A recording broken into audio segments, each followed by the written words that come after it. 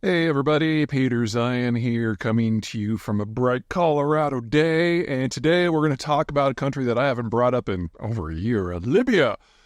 Basically, the Libyan National Oil Company announced that it's shutting down production at a couple of major fields. Collectively, Libya produces about 1 million barrels a day, and the announcements were going to affect over 70% of that. Whether or not there's going to be more, we don't know.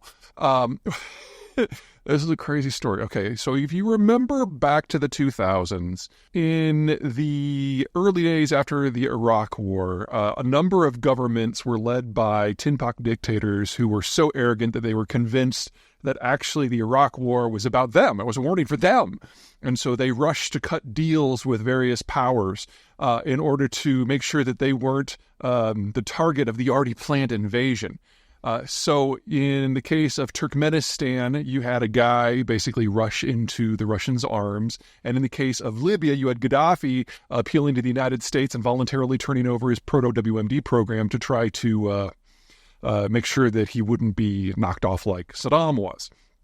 Well, that was the beginning of a series of processes that led to a little bit of a political opening in Libya that ultimately culminated into a bit of a civil war with NATO special forces basically after 6 months of just waiting for somebody to take off Gaddafi, basically led these militant forces to the presidential palace and the government collapsed. Since then, a new government has been put in place, internationally recognized, based in Tripoli, but they were supposed to have elections over 10 years ago and they never did, so they lack legitimacy. That's in the western part of the country where most of the people are. In the eastern part of the country, you've got another government based in Benghazi that is a mix of Russian-backed groups and mercenaries and Islamists and a guy named Haftar who's a real asshat. Anyway, what has been going on in the last 12 years is that all of the oil, most of which is produced by the Eastern government, is processed through the central bank, which is the only institution in the country that has access to foreign currency and can do forex transactions. And it is headquartered in the Western part of the government where the legitimate government is. Both sides have been mucking with the equivalent of the Federal Reserve in this country in order to get a bigger cut of the money for themselves and to deny money from the other side.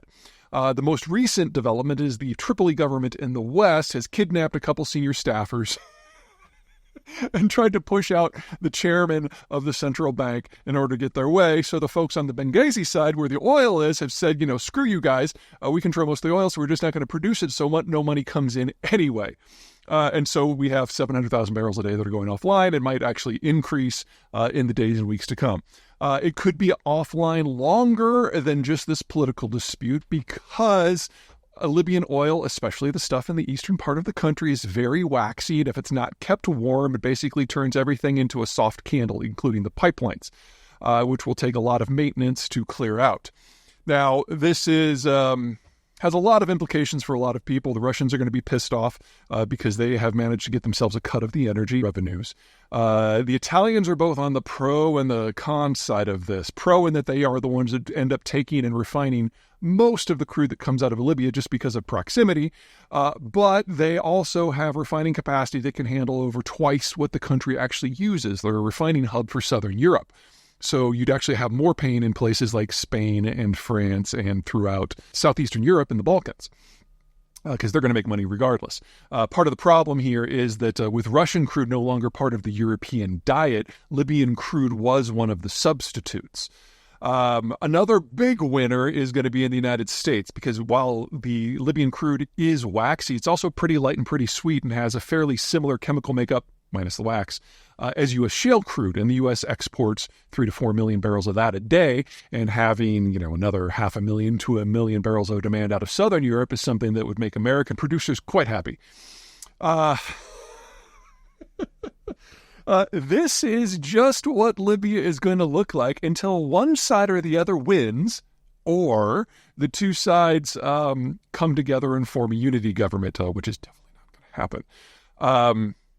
The only other reason that there might be any hope is that there might be someone in Europe, France or Italy most notably, who decides to go in, knock heads together, and basically just take over the fields and run the country themselves as a colony. We're not there yet. We don't have energy shortages in Europe at the moment, and they've managed to find a lot of ways to adapt to Russian stuff going offline. And Libya, 1 million barrels a day, it's not that that's insignificant, but it's not enough of a shock to cause a political or military reaction out of the European countries.